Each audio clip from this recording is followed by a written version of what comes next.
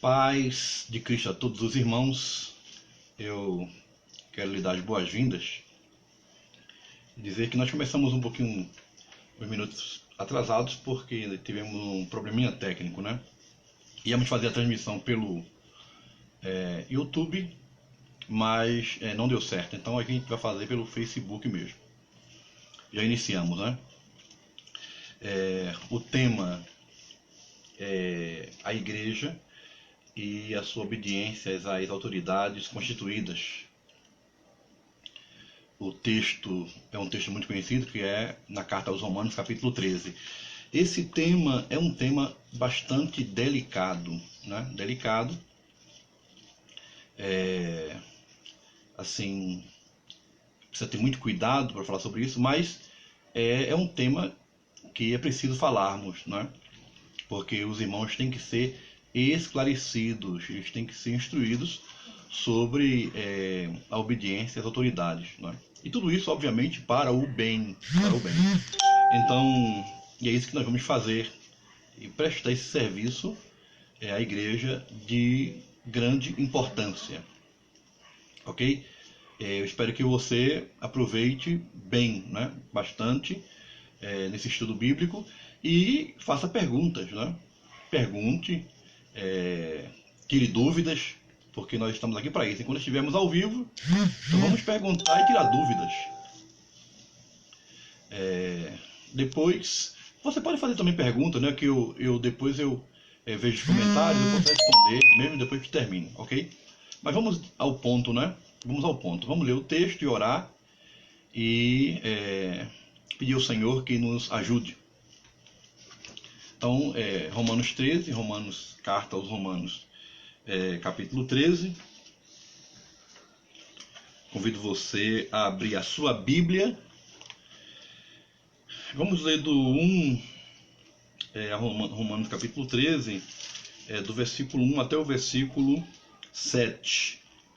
Então vou começar. Todo homem esteja sujeito às autoridades superiores, porque não há autoridade que não proceda de Deus, e as autoridades que existem foram por ele constituídas. De modo que aquele que se opõe à autoridade resiste à ordenação de Deus, e os que resistem trarão sobre si mesmos condenação, porque os magistrados não são para temor quando se faz o bem, e sim quando se faz o mal. Queres tu não temer a autoridade? Faze o bem e terás louvor dela, visto que a autoridade é ministro de Deus para o teu bem. Entretanto, se fizeres o mal, teme, porque não é sem motivo que ela traz a espada, pois é ministro de Deus, vingador para castigar o que pratica o mal. É necessário que lhe estejais sujeitos, não somente por causa do temor da punição, mas também por dever de consciência. Por esse motivo também pagais tributos, porque são ministros de Deus, atendendo constantemente a esse serviço. Pagai a todos o que lhes é devido, a quem tributo, tributo, a quem imposto, imposto, a quem respeito, respeito, a quem honra, honra. Então vamos orar, né? Pedir a Deus que nos ilumine, nos ajude a trazer esse estudo aqui, falar sobre esse tema de forma que os irmãos venham ser edificados. Pai Santo, te agradeço mais uma vez pela tua benignidade, Senhor, pela tua misericórdia em nossas vidas, porque chegamos até aqui, Senhor, na tua proteção. O Senhor tem nos guardado, o Senhor tem guardado o seu povo, mesmo em meio a tempestades que nos sobrevêm, o Senhor tem nos guardado, Senhor. Te agradecemos por isso, e não é porque nós não merecemos, mas é porque a tua misericórdia, o teu amor é fiel, a tua misericórdia é sempre eterna. Pai Santo, eu te peço que o Senhor me ajude nesse momento a transmitir, Senhor, esse estudo bíblico sobre esse tema que é tão importante e delicado, e que o teu povo seja instruído, Senhor. Abençoa cada servo teu que está na sua casa, que está ávido para ouvir e para aprender, Senhor. E a tua igreja continua nesse dinamismo maravilhoso, nessa criatividade maravilhosa. Deus amado, te exaltando, te glorificando, te rendendo louvor, porque isso ninguém pode impedir. Pai Santo, eu te peço desde já, em nome de Jesus. Amém. Bom, então vamos ao assunto, né?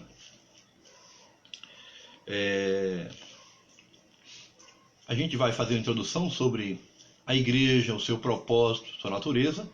Depois a gente vem para o texto, né, que a gente leu, ok? Então, a igreja é uma instituição espiritual que tem o propósito de glorificar a Deus e evangelizar o mundo, né? Essa é a natureza da igreja, ela é espiritual, e o propósito da igreja é glorificar a Deus e evangelizar o mundo. Não é por isso que nós estamos aqui. É bom que nós sabemos disso, né? O governo da igreja é monárquico, né? O governo da igreja é monárquico, cujo reino é de Deus e o rei é Cristo. Vamos voltar a esse assunto mais na frente, né? A igreja pertence ao reino de Deus, não o reino desse mundo, mas o reino de Deus. Portanto, ela deve obediência irrestrita e absoluta ao seu rei, que é Jesus. Veja bem, ela deve obediência irrestrita e absoluta ao seu rei, que é Jesus. A gente vai comentar esses pontos ainda. Estamos, né, no comecinho, né? E concomitantemente, ela também obedece à sua lei, né? Ela exerce a obediência absoluta e restrita também à sua lei, que é a Bíblia, a palavra de Deus, né? Se obedece a Cristo, ela obedece à Bíblia, a palavra de Deus. Então, essa é a igreja de Cristo, sua natureza e o seu propósito, né?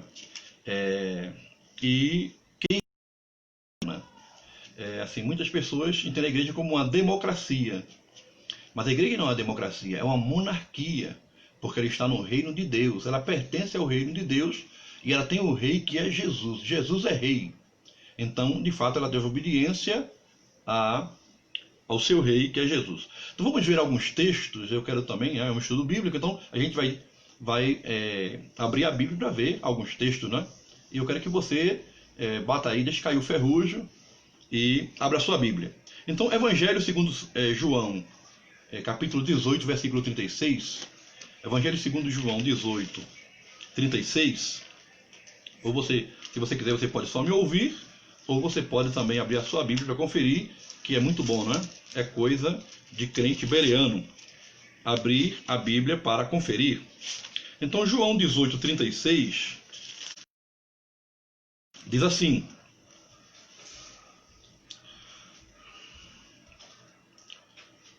Respondeu Jesus: O meu reino não é deste mundo.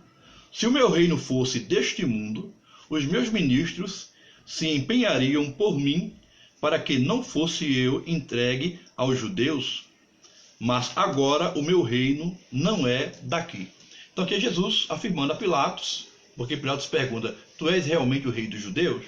Não é? Porque isso seria uma subversão e uma disputa com César, que se dizia rei.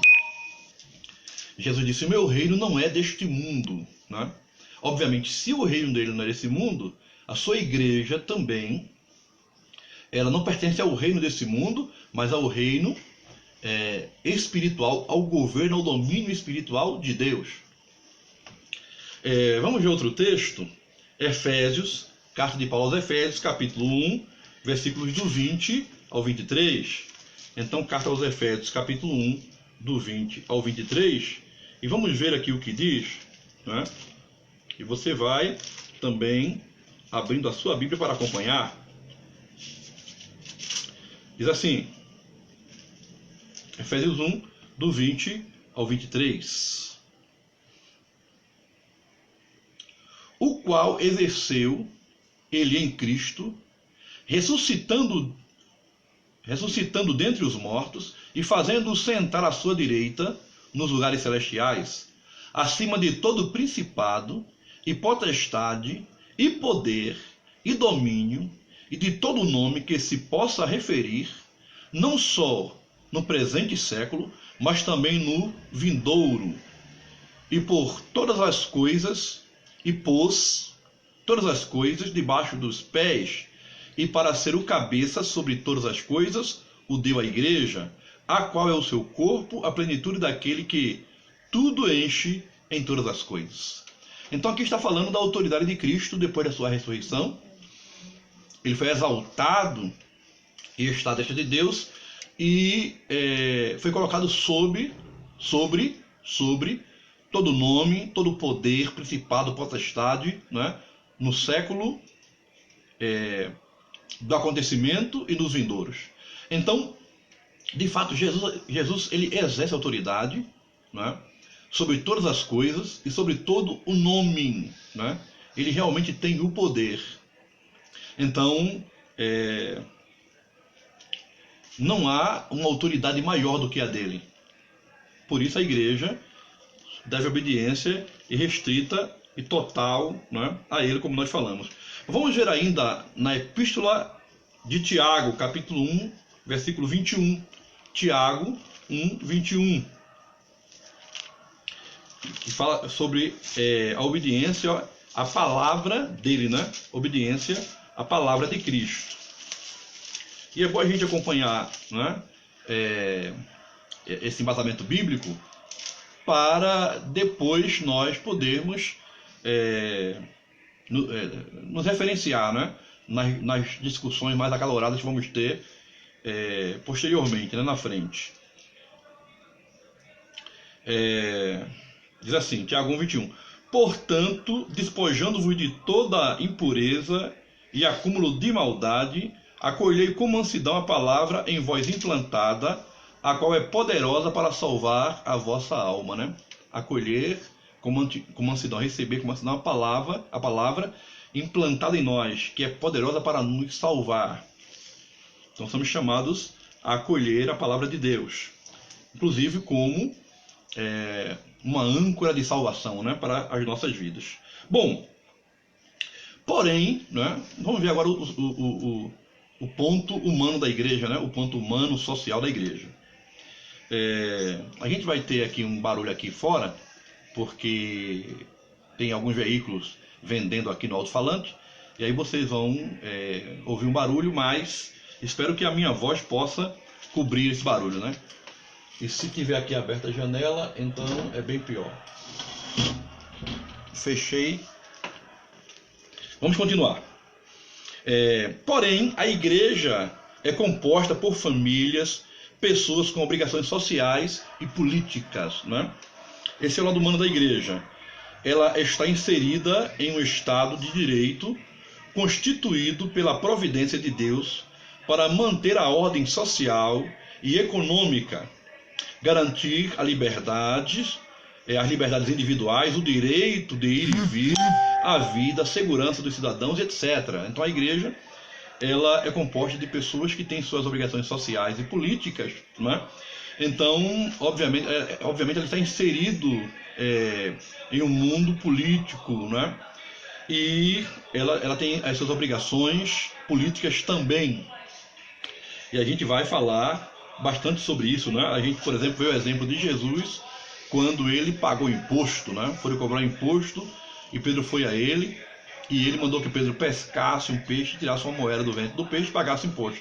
Então, até Jesus, ele entende, ele vê isso, né? Que as obrigações políticas, sociais, devem ser cumpridas, com certeza, né?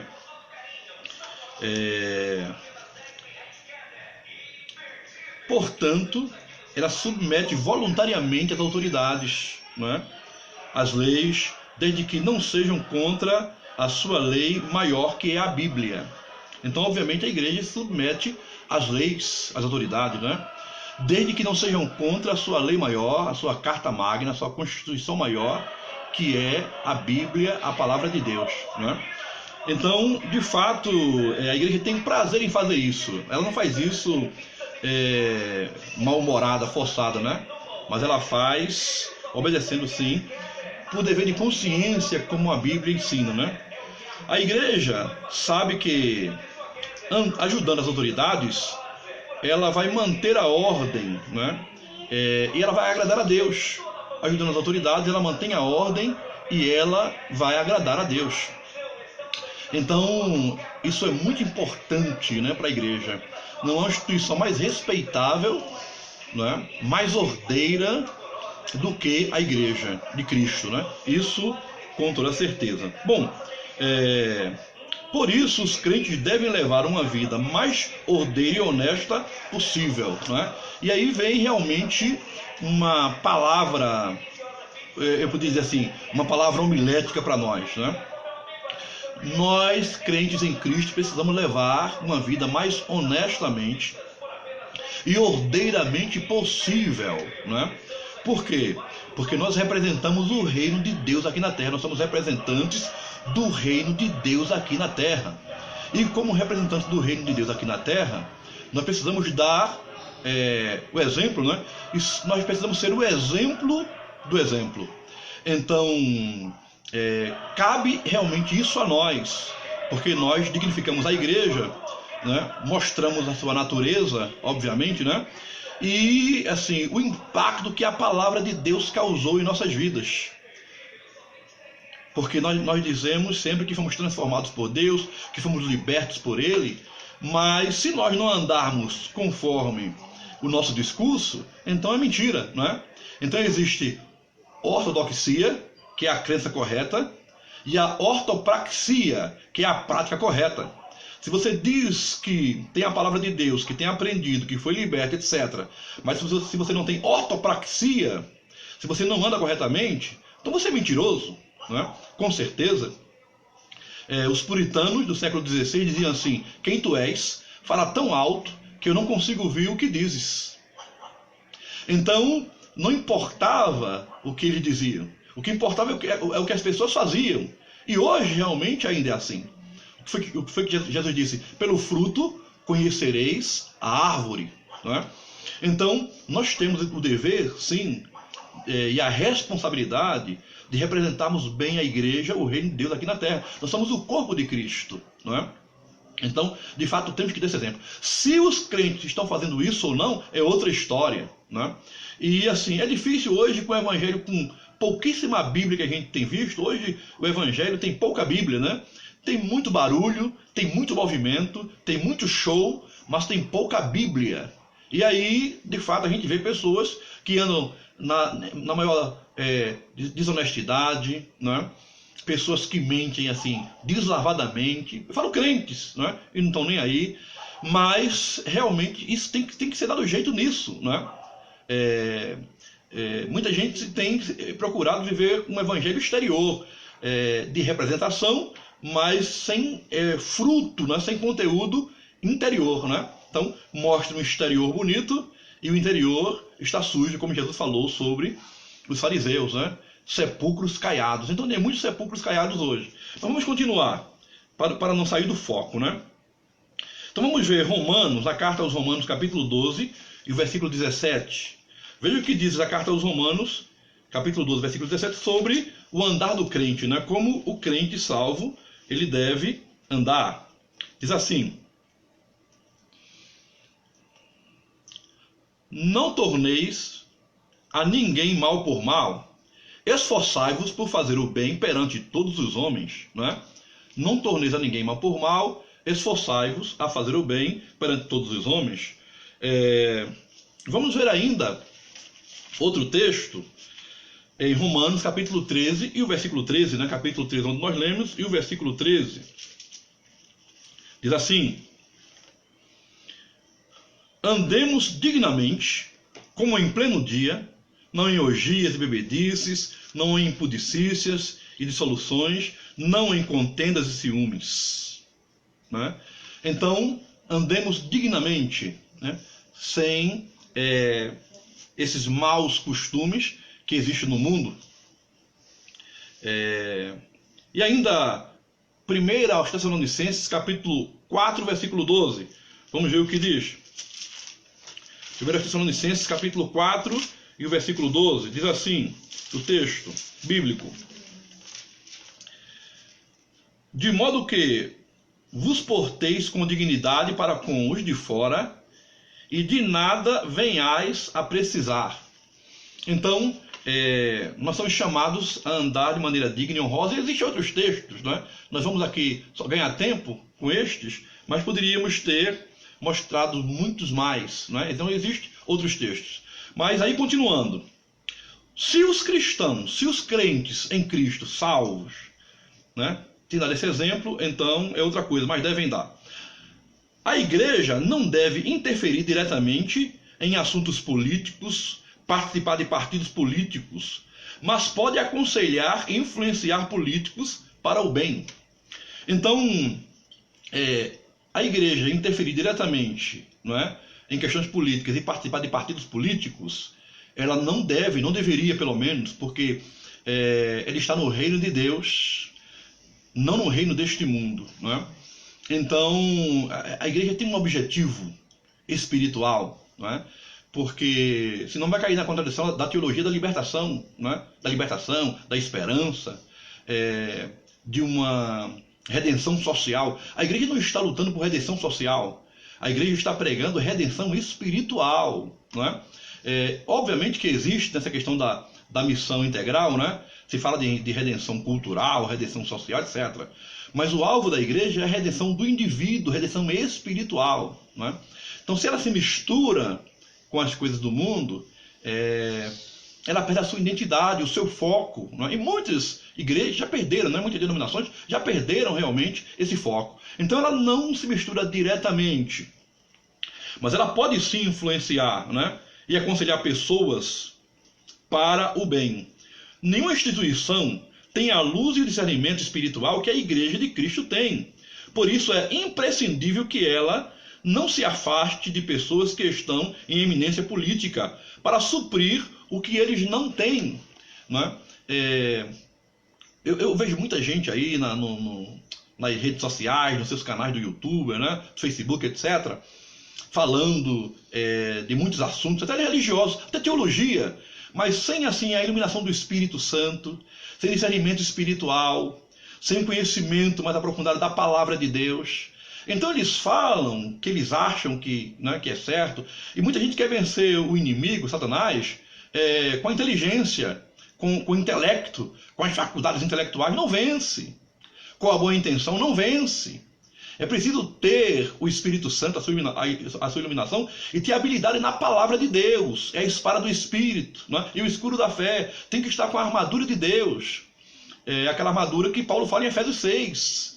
Senão, tem muita boa intenção, aí as pessoas, muita gente vão atrás desses gurus, e eles não têm a iluminação que a Igreja de Cristo tem. Por isso ela precisa realmente aconselhar e orientar pessoas políticos. Por quê?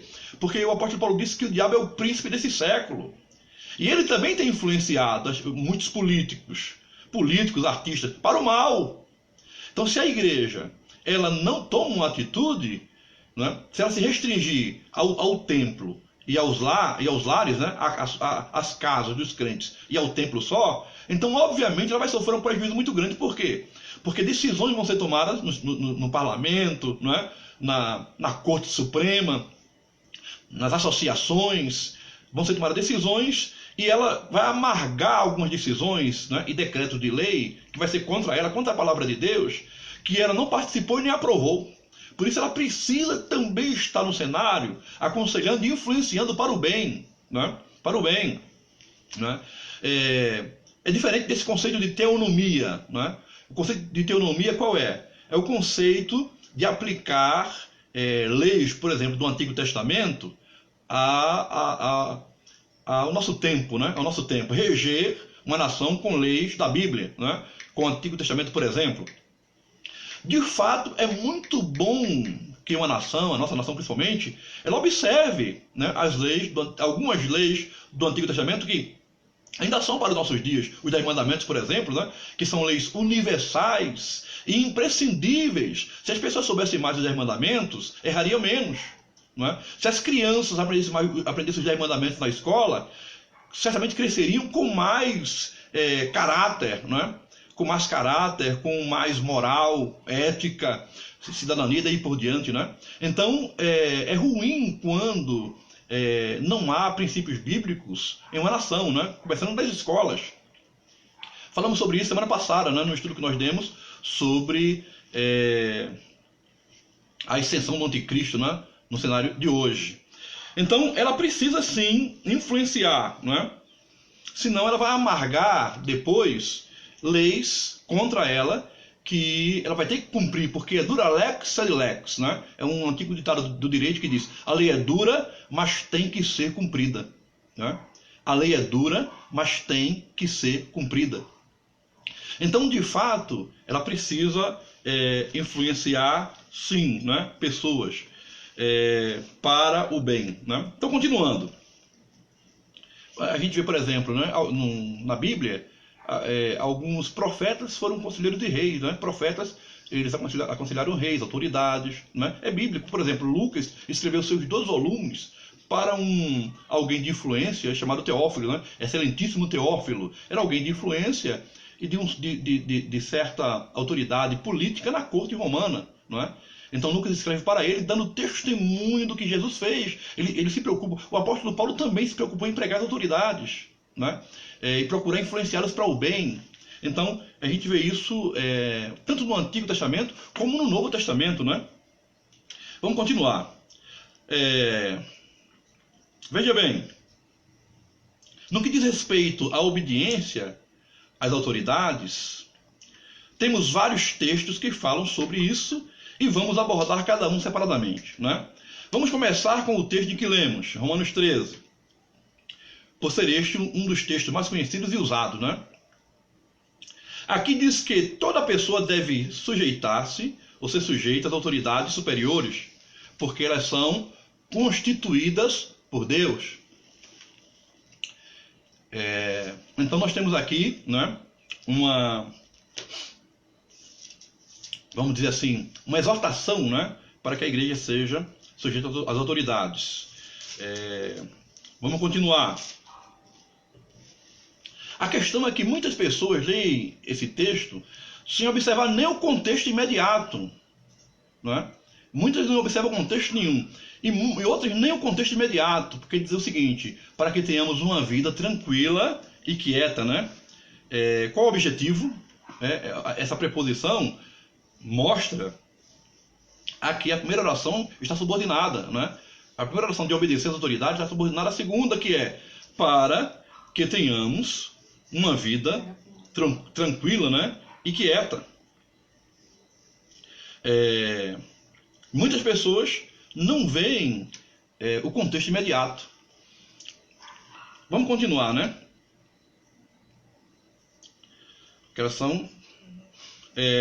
Agora a pergunta que surge é: qual é o limite dessa obediência? Ela é irrestrita?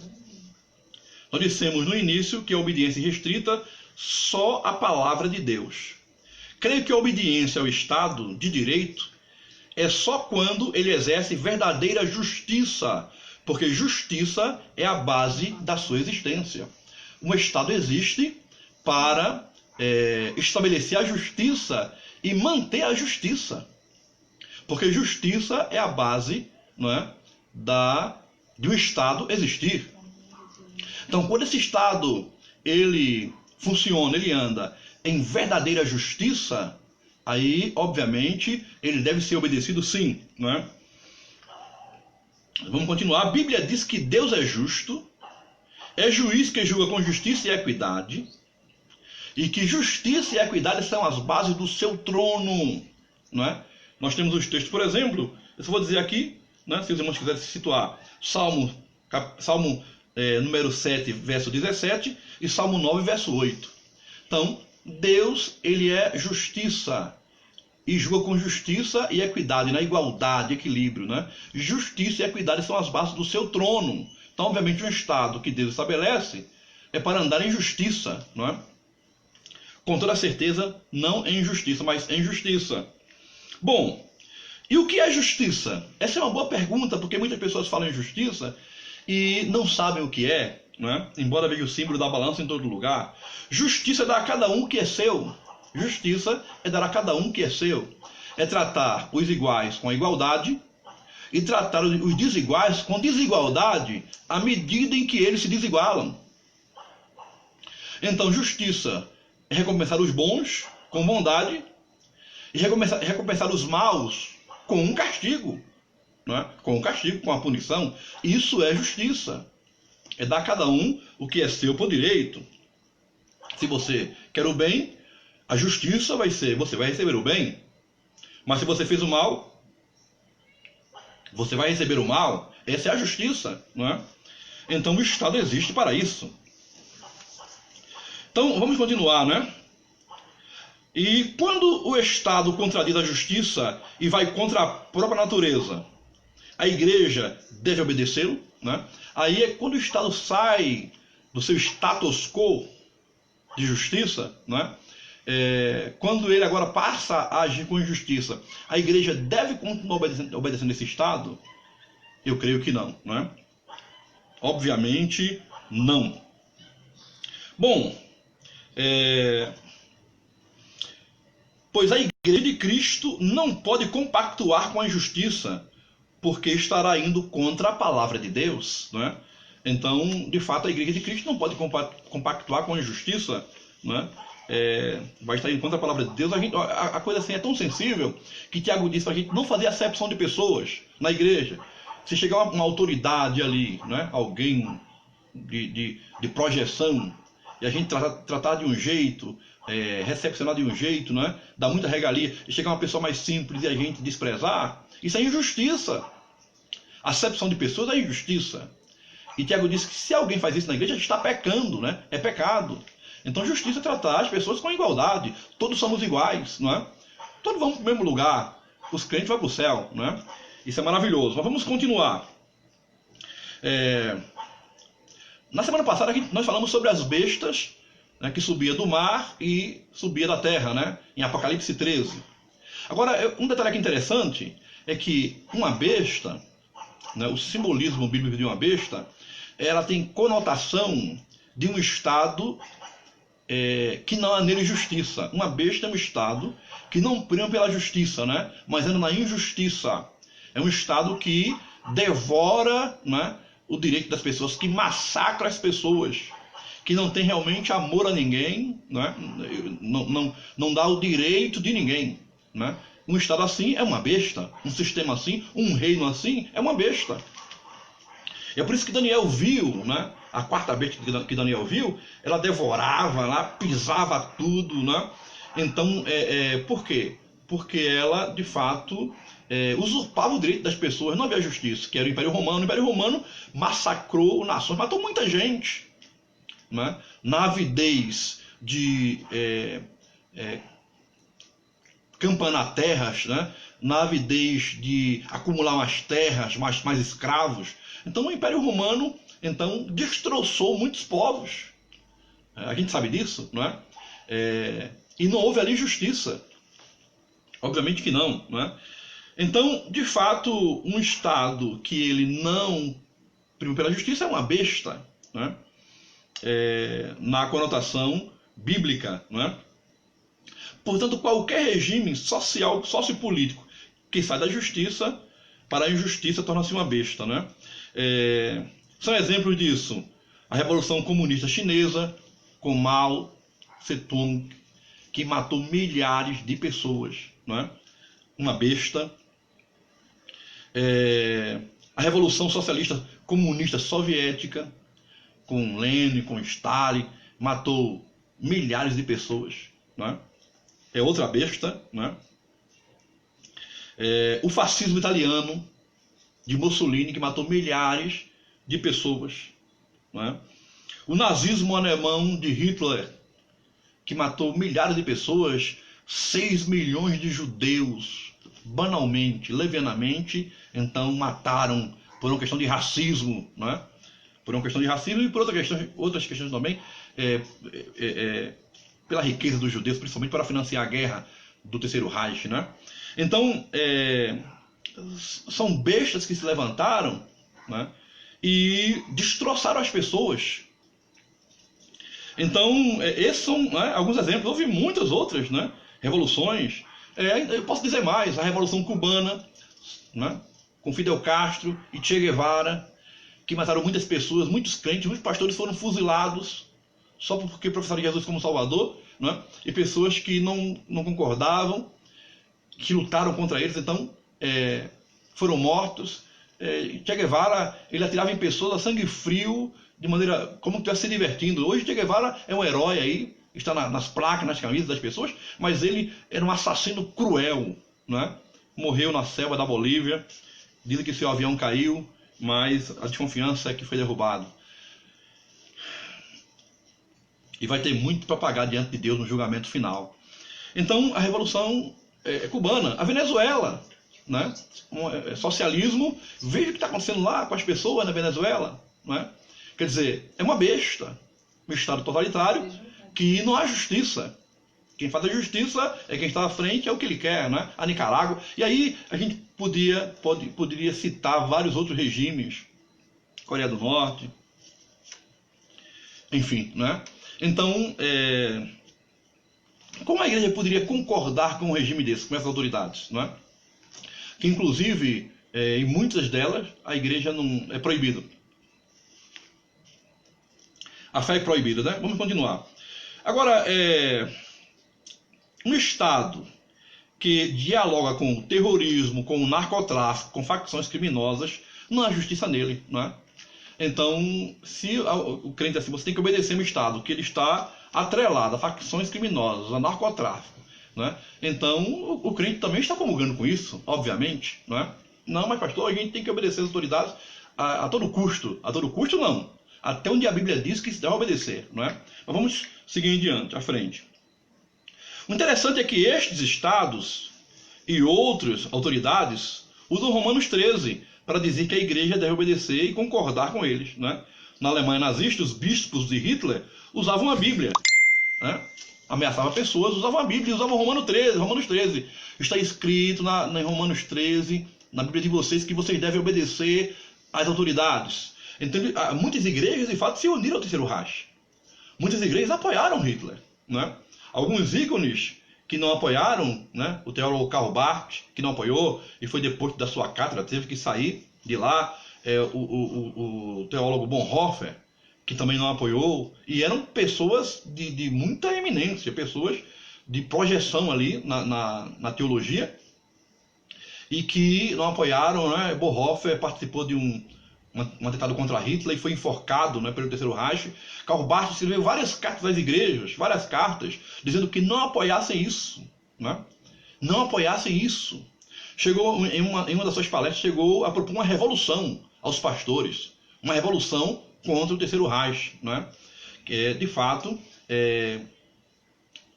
aqueles que apoiaram estavam apoiando o quê? Uma chacina, um genocídio, né? Um genocídio. Realmente foi o que houve, né? O que aconteceu. Então, como obedecer um Estado nessas condições? Realmente fica difícil, né? E não foi só Karl Barth e Bonhoeffer, outros teólogos, outros pastores realmente também foram contra, não é? Há muitos evangélicos que pregam obediência restrita às autoridades constituídas, né? Seria isso bíblico? Creio que não. Em 1 Timóteo, capítulo 2, diz que nós precisamos orar, né? Diz para orarmos por todos os que estão investidos de autoridade.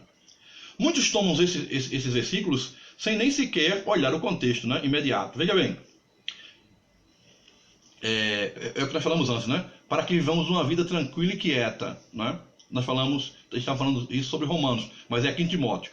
Para que vivamos uma vida tranquila e quieta, né? Orar pelas autoridades, pelos que estão investidos de autoridades, para que tenhamos uma vida tranquila e quieta. E muitas pessoas não olham o contexto, né? Toda piedade e respeito. A oração é para que os homens façam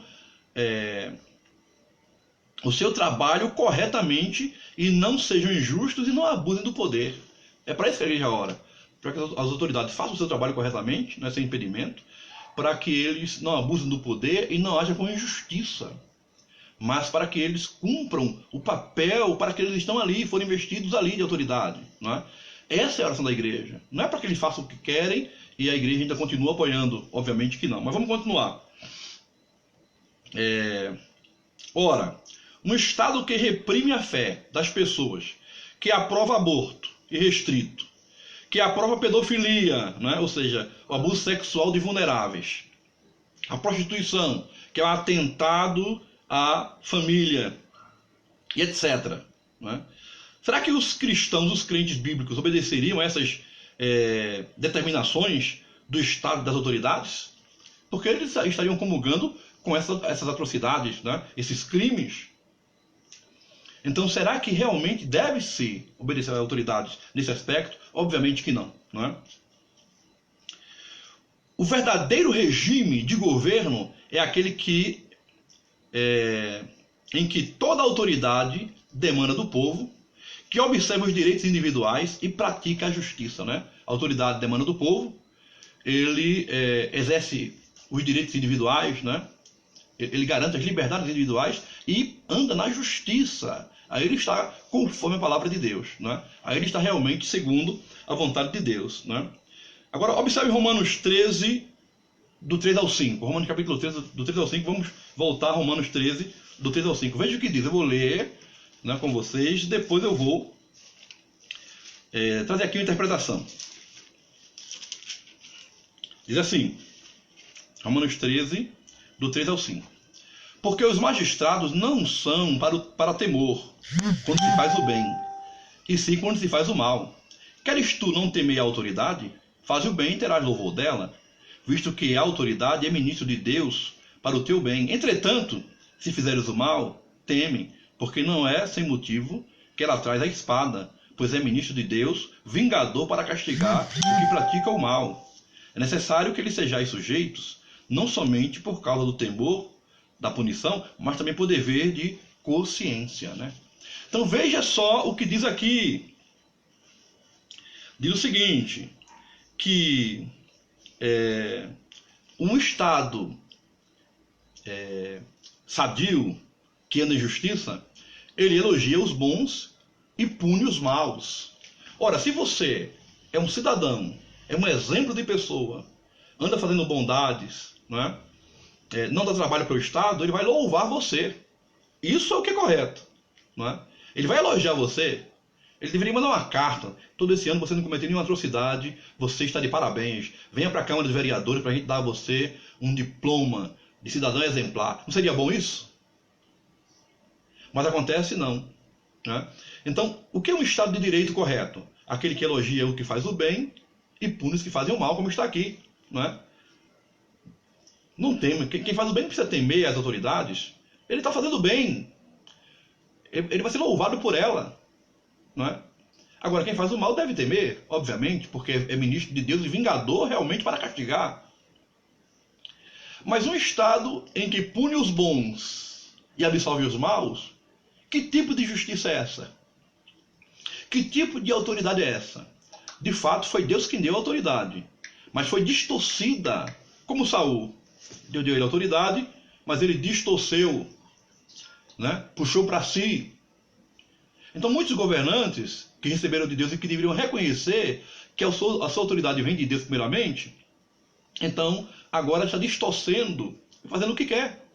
Então, quando você vê um Estado punindo os bons e elogiando os maus, prendendo os bons e soltando os maus, esse Estado está caminhando para a destruição. Esse Estado está contra a palavra de Deus e contra a vontade de Deus. Eu digo seguramente, está contra a vontade de Deus e a palavra de Deus. E a igreja deve ser luz para iluminar, não é, aqueles que ainda que temem ao Senhor, para que a coisa não fique pior. Então a igreja precisa falar, influenciar, pregar, não é? Certamente.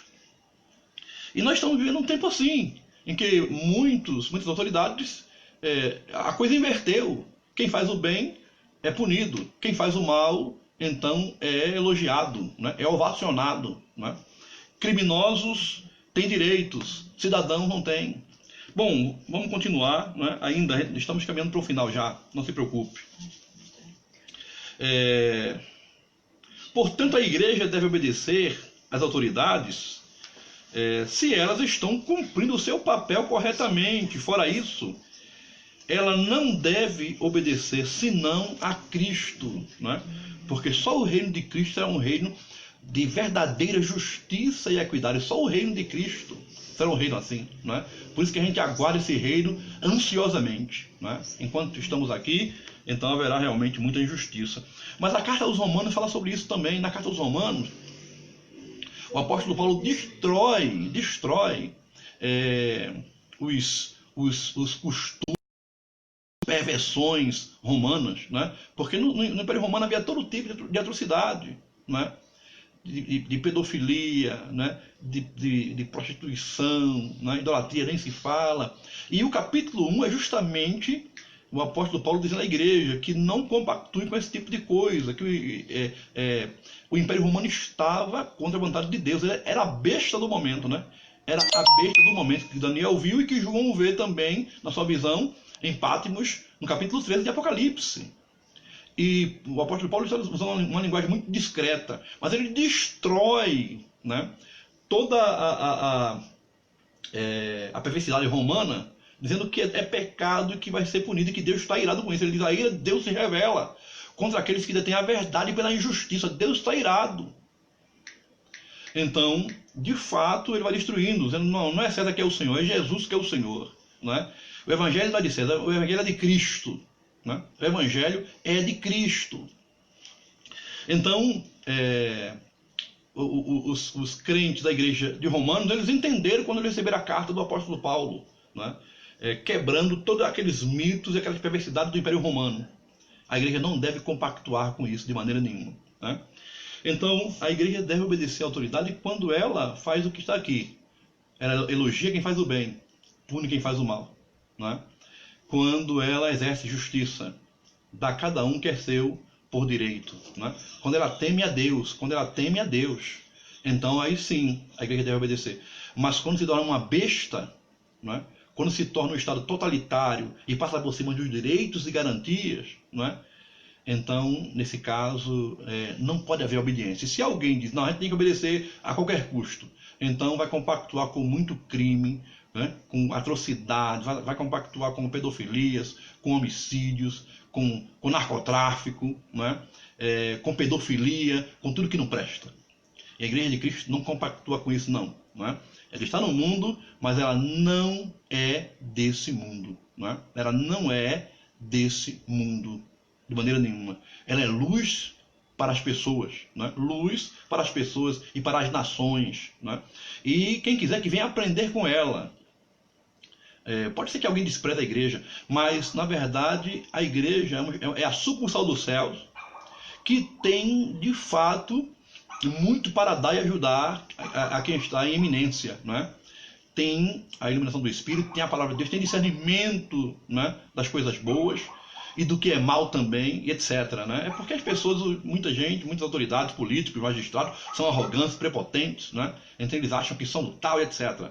Mas eles deveriam buscar conselho realmente na igreja, né? Com teólogos, com pastores, com pessoas que assim, têm experiência com Deus. E a nação ia crescer realmente bastante, né? Obviamente. Bom, vamos parar por aqui, porque creio que já ficou bem prolongado, né? Esse estudo, bem prolongado. Não sei se atendeu as expectativas, né? E até agora não teve pergunta, isso quer dizer que não houve dúvida, né? Fico feliz com isso. Mas se houver, os irmãos podem realmente perguntar, que nós iremos responder, né? Na medida do possível, tá certo? Eu agradeço a você pela sua audiência aqui com a gente, né? E pelo seu interesse pelo assunto, né? E que isso sirva como orientação para você durante toda a sua vida, né? Certamente, tá certo? E eu creio que vamos tocar nesses pontos ainda, porque tem muita coisa que nós precisamos realmente ver, né? E se você quiser sugerir: pastor, fale tal assunto, tal tema, né? Então vamos falar sobre isso. Falamos sobre esse assunto, esse tema, porque ele está bem atual, né? Há uma necessidade de a gente falar sobre isso, tá certo? Bom, e espero que a gente depois nós estejamos juntos na igreja, né? Que acabe logo isso. Creio que mês que vem isso aí termina e vamos estar juntos na igreja, né? Ceando. Mês que vem vamos ter Santa Ceia, não é? E vamos colocar nossas programações em dia, não é? Vamos estar juntos, exortando-nos, abraçando-nos uns ao outro, não é? Dando o ósculo santo um ao outro, animando um ao outro, ajudando um ao outro, ok? Então Deus abençoe cada um de vocês e continua firme, não é? Daqui a pouco a gente passa esse evento, tá certo? Paz de Cristo e até a próxima. Deus te abençoe.